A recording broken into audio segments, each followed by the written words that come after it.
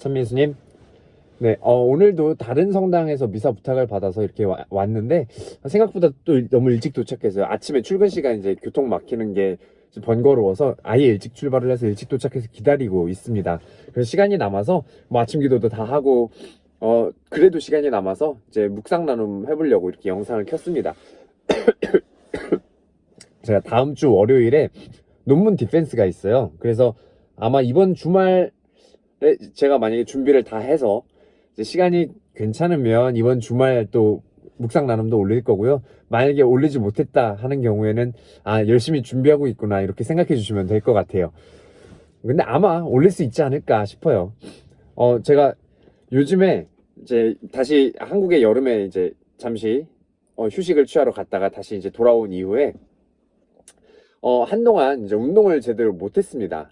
이게 왜냐면 한국에서 이제 여름에 여름 캠프 도와주다가 어깨가 빠졌었어요. 그래서 팔이 빠져가지고 이제 회복하는 중이어서 이제 운동도 못하고 또 좋아하던 축구도 못하고 뭐 일주일에 한 3번씩 했었는데 그 축구도 못하고 이렇게 지내다가 지난달부터 다시 축구를 시작을 했습니다. 어깨도 많이 좋아졌고요.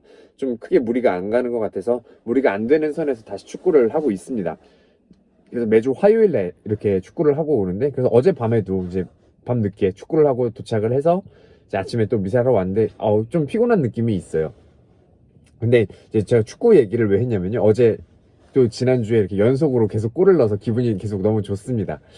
근데 이제 제가 한국에서도 축구를 좋아했지만 여기서도 축구를 계속 잘하고, 사람들이 또 제가 축구하는 스타일을 좋아하는 이유 중에 하나는 일단 많이 뛰고요. 또 한 가지는 양발을 씁니다.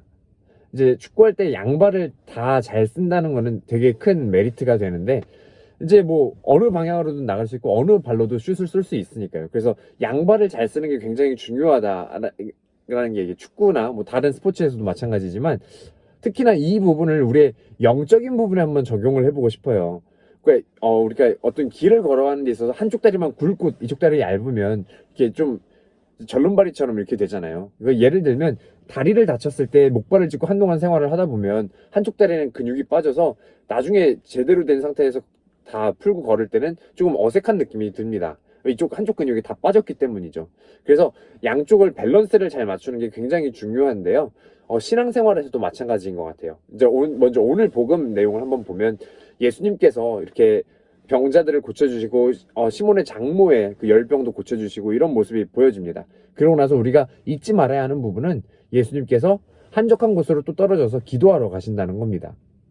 예수님께서 이렇게, 물론 이 삶 자체가 기도였고 늘 기도하셨겠지만 특별히 복음서에서 예수님께서 기도하셨다라는 것을 강조해서 이야기를 해주는 부분을 보면 예수님께서 어떤 이 공생활 중에 중요한 부분의 앞뒤에 이렇게 기도하시는 부분이 늘 같이 나와요. 예를 들면 12제자를 뽑을 때도 그랬고요. 그다음에 이런 병자들을 고쳐주기 전이나 후에도 그랬고요. 라자로를 살리실 때도 이제 기도하는 부분이 함께 나오고요. 그리고 결정적으로 예수님께서 순환하고 죽으시기 전에 겟세마니에서 기도하시는 부분이 길게 이렇게 언급이 됩니다. 그 의미는 바로 이 기도와 예수님의 이런 공생활이 뗄래야 뗄 수 없는 관계라는 거죠. 조금 더 바꾸어 말하면 예수님과 하느님 아버지의 관계, 그리고 예수님과 사람들의 이 관계가 뗄 수 없는 그런 관계에 놓여져 있다는 겁니다. 우리의 신앙생활도 마찬가지여야 하지 않을까 싶어요. 신앙생활이라고 하면 나와 하느님의 관계를 의미하는 것이 1차적이지만 거기에서 그치면 반쪽짜리 신앙밖에 될 수 없는 거죠. 이 하느님과 나의 관계에서 맺어진 그 열매가 나와 이웃들을 향해서 이렇게 나와야 올바로 이제 온전한 모습의 신앙생활을 하는 것이 아닐까 생각을 해봐요. 그래서 하느님과의 관계, 이웃과의 관계가 함께 이루어지는 것, 그것이 온전한 신앙생활이지 않을까 싶습니다. 그래서 기도 없는 어떤 나의 실천은 사실 공허함이 남겨져 있는 거죠. 그래서 어떤 속이 비어있는 그냥 어떤 좋은 사람의 일로 끝나게 되는 겁니다. 그런데 기도가 받침이 되어 있다면 이 기도는 나의 일을 인간의 일에서 하느님의 일로 승화시켜 준다는 거죠. 그리고 실천 없는 기도는 그냥 공허한 메아리고 그냥 혼자 독백이거나 혼자만의 상상일 수 있습니다. 그런데 이 나의 실천은 내가 했던 이 기도를 내 삶 안에서 구체화시켜주고 체화시켜주는 겁니다.